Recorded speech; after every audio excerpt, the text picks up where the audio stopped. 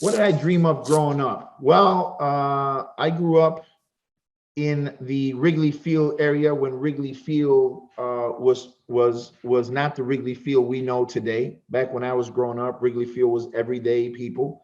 It was the block I grew up with, the neighborhood, the area I grew up in was predominantly Puerto Rican, Latino, but with a great mix of everybody else, you know.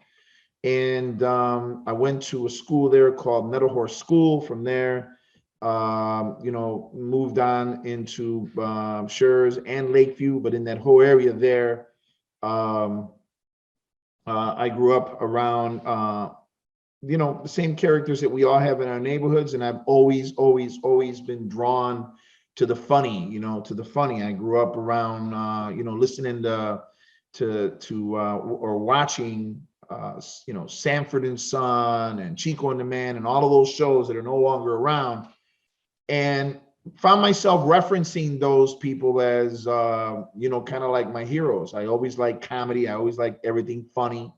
Was never really into violent movies. So I've always been kind of like the entertainer, the class clown, the guy in the group that always had jokes, the guy in the group that always found the funny in things. And so I always had this interest in it, but of course, other things happened, like real work, like I had to get a real job and stuff like that. And I didn't have any early support for those interests of going into comedy or going into theater. I didn't have parents that said, hey, that's going to be great. My mom and my dad were like, you need a real job. You need to go out that's not real work, they would say. Right. So I had this thing that I always wanted to be in entertainment at some level. When I was 13 years old, my sister Lydia came home with an album, a comedy album, put it in. It was Freddie Prinze Sr., not Jr. Freddie Prinze was the first Puerto Rican comedian that I had ever really come across. And I remember people laughing at that album in the background, and I'm thinking, man, like one of the bits in there was like the roaches would talk to him on his way out. Freddie, don't come back here with no cockroach spray or we lock you out. But I remember growing up and thinking, damn, I had cockroaches. Our house was loaded with cockroaches. So I can relate. Seriously, I can relate to that so well because, and then I realized at that point that, comedy was about real life experiences and that people were laughing at the same funny that happened to you was happening to them. Right, that's true. I feel that. You ever seen Kevin Hart's Laugh at My Pain? Yeah. Great stuff. Yeah, I like how he uses all of his, like, you could say his pain, and then he just makes fun of it because it's something to laugh about your experiences now and just look back on. So I'd be like that too. That's how I am too. Yeah, because it's funny, right? It's like something that sometimes you think things only happen to you, or that your parents were only a certain way, but it turns out that we all have the same kind of experiences, and we all laugh at the same stuff. We just don't talk about that. Everybody's got that crazy uncle, right? But we don't all tell crazy uncle stories, but we all got them, Right. Right. The next question is gonna be your experiences. What came with that? What came with the experiences? Yeah, well, experiences. So I'm not gonna lie. I got in trouble a lot. Didn't take school serious, so I got in a lot of trouble. Was that because of you being a class clown? Yeah, mostly because of being a class clown, but then also because I was trying to, I was trying to in my own way, survive, what was happening in my house, what was happening with my family, what was happening in my neighborhood, and got in a little bit of trouble. And but it's funny because I remember getting in trouble, and I remember this probation officer, for those people in the probation officer business, his name was Jose Sanz Fernandez. And the minute they made me go see this guy, the first thing the guy says to me, without even knowing me, he says, yo, we're doing a program at the Audi Home, a play at the Audi Home or something like that, some presentation, and we want you to be in it. This guy didn't even know me. And he knew that was probably a good thing for me. So, I've had a lot of great experiences, man. This whole thing was a hobby that turned into a business. Mikey O comedy production was never supposed to be a full out business. It was a hobby. It was something to do for fun, and it turned into a business. What is it? What is it deeper than that, though? What is it? What? What is it deeper than that? It's your passion, right? It's my passion. Absolutely. Thanks for calling that out. Yeah, it's my passion. It's what I've always loved the most. I've had, I went off to the Army, came back, went to work in public safety, did all that. But the thing that I've loved the most my whole time, and I always tell people, if I was rich, I would do it for free, has just been entertaining people. The idea, man, that I could take somebody, that we can take somebody on stage from a deep depression or deep sadness and make them feel joy, it's a big deal, man. So yeah, passion 100%. For sure. I like that. Next question is the people who inspired you or helped you throughout this journey.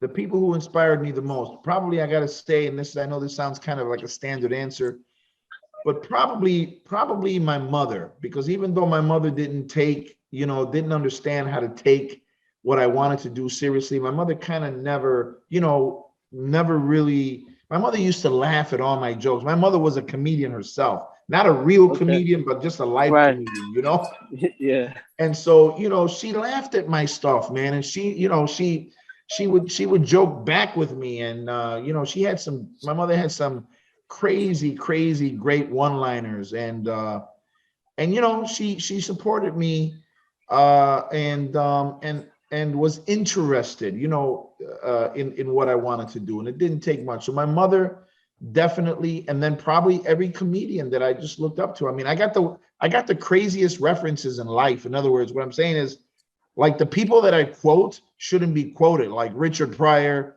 Eddie Murphy, the original Eddie Murphy, you know what I mean? George Carlin, Rodney Dangerfield. Those are the people that I quote, and those are the people that I thought were the smartest people, The legend, man. And yeah. So legacy. What do you most want to achieve in your lifetime? Yeah, what do I want to achieve in my lifetime? Well, you know what, man? I'm a huge supporter of pulling people out. And I hope that in my lifetime so far and in my life to go, that I'm able to pull some people out of situations that think they belong there, and that's the end of the rope for them. Whether it's a kid stuck in the hood and thinking that he can't have or achieve the things that everybody else can, that's nonsense. Somebody who's thinking about being a lawyer, or I don't care if it's you thinking about being a lawyer or a barber or a tattoo artist or a DJ or an actor or a judge or a doctor, whatever the case is, there is that little voice that sits there sometimes and says, nah, that ain't for you. You're not going to be able to do that. Right. That's something for the rich white kids. That's something for the rich black kids. That's something for the rich Latino kids. No, that's all nonsense. That's a bunch of nonsense. And if I could leave a legacy behind, the legacy would be, I say this all the time, when people tell you no, you say, watch me. Watch me. I'm going to do this. But sometimes when that voice sits there, that little person sits there and says, yo, Jay, you ain't never going to be a barber. Yo, Jay, you ain't never going to get that cut right. Right? Sometimes we can listen to that voice, and that's what takes us down. So my legacy, I hope, will be that I will have helped a lot of people, or at least helped a lot of people see the light, because this isn't the end. There's more for all of us, and there's plenty for all of us. How do we do that? Simple. If you're watching this video, the way you do that is really simple. I hate when I go somewhere and I hear people say, yeah, I got everything I got on my own. Nobody helped me. That's a lie. Somebody helped us. Somebody helps you, right? And the way we can help people is just strictly by reaching back and say, yo, you know what? I'm going to help you out. I'm going to give you a phone number for this, or I'm going to give you a contact for that, or I'll go with you to that job interview, or I'll help you get a tie for that job interview. And it's not easy. The thing about it is sometimes is that we think that it's easy for everybody, but everybody who is somebody had to work hard. We got to work hard too. But when they say no, when somebody tells you no, you say, watch me.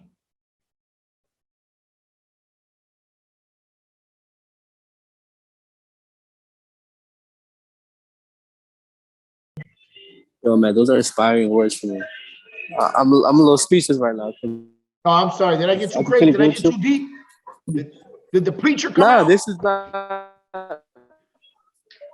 This is the kind of conversations I like, because I'm really into building my bridges, you know, socializing, networking. Because I know, like, Absolutely. you know, like you said, you can't, you don't really make it. You don't make it by yourself. You know, you gotta have the people around you to motivate you.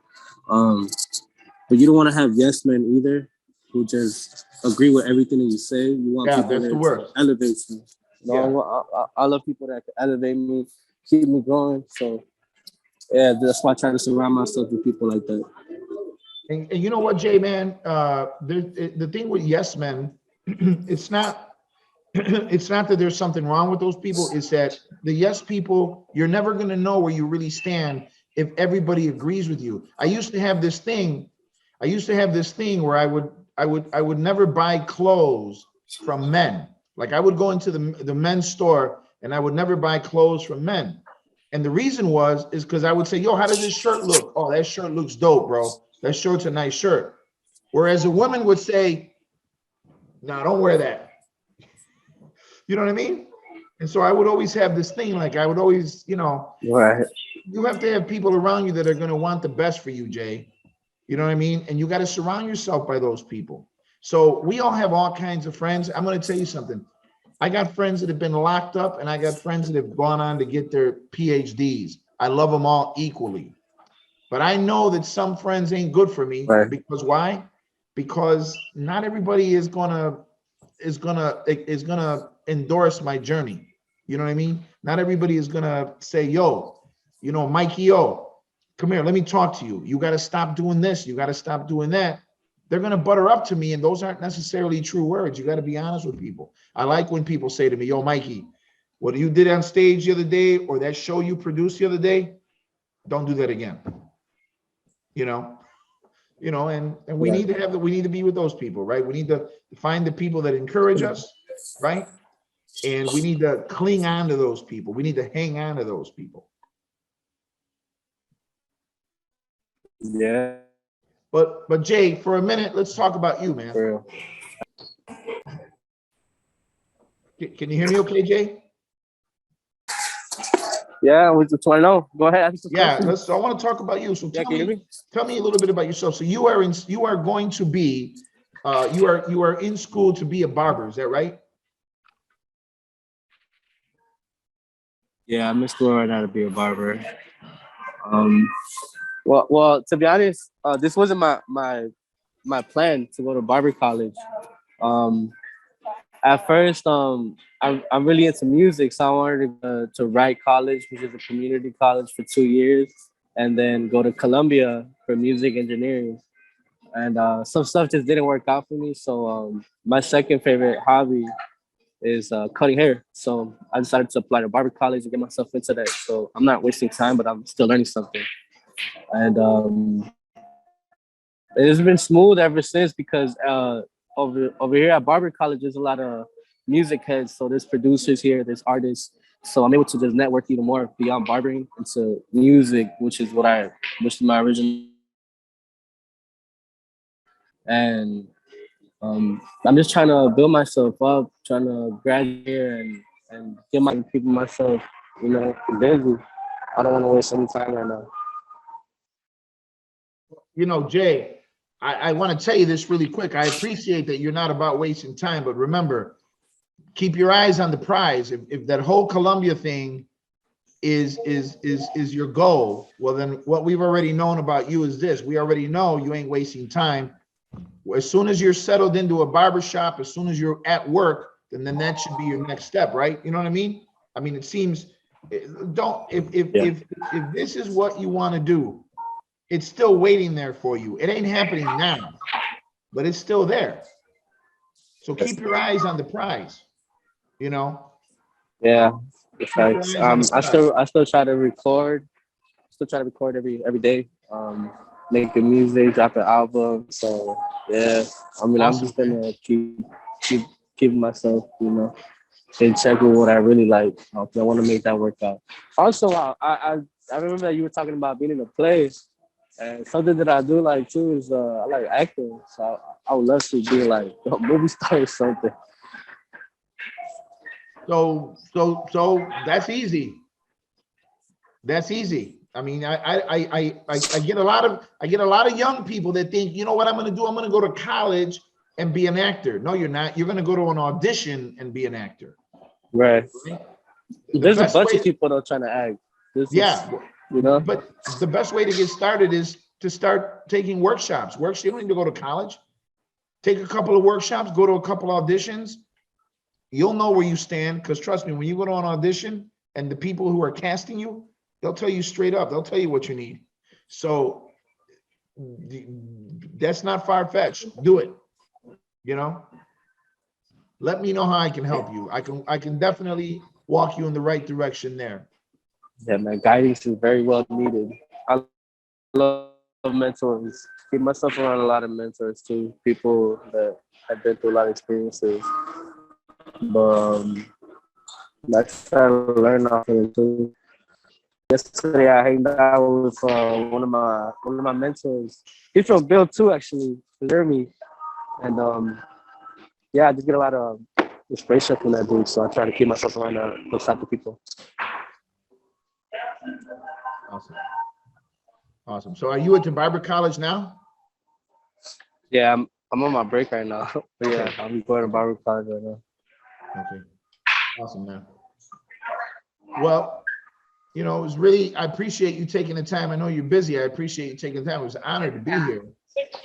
And I Hey just man, want to it's my remind honor you too. again, you know, you're in Barber College now, you know, keep your eyes on the prize, you know, do the things that you want to do. And then, you know, I don't know how old you are, but you're young, and there's nothing, man, like, you know, doing exactly what you want to do. So you know, what, however I can help you, you have my email, and you know, let's go check out a live play one time, Man, I'm and down. let's see how that inspires you, man. Yeah, for sure. I'm most definitely going to. Well, thank you, Jay. Thank you, Mikey O. I You're appreciate welcome. both of you for this wonderful, wonderful interview. And I know that this is going to really take this year's La Mesa over the top. So thank you both for your time, and I appreciate you. And we'll make sure you guys connect soon. Thank you, AJ. Remember, when they say no, you say, watch me. Watch me. Hey man,